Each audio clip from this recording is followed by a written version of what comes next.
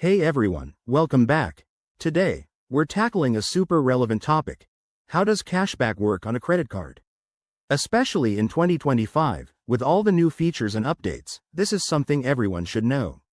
If you've ever wondered how you can earn money just by swiping your card, you're in the right place.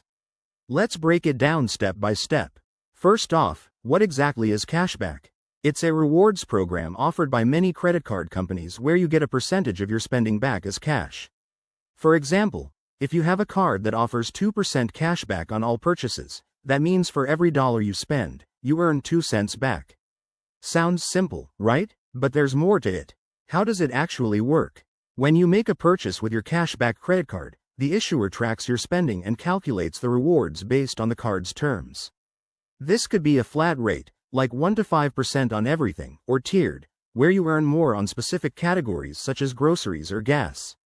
In 2025, many cards have rotating categories that change quarterly, so you might earn 5% back on dining 1 month and travel the next.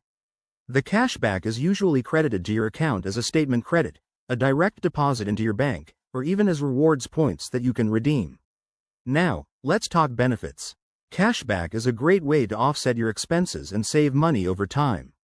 For instance, if you spend $10,000 a year on a 2% cashback card, that's $200 back in your pocket. But be cautious. There are downsides.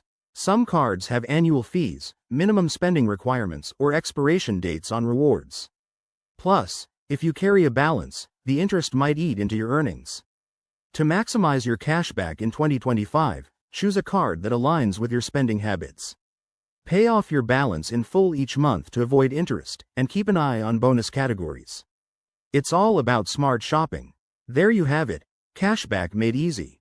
If you found this helpful, hit that like button, subscribe for more finance tips, and drop your questions in the comments. Thanks for watching, and see you next time.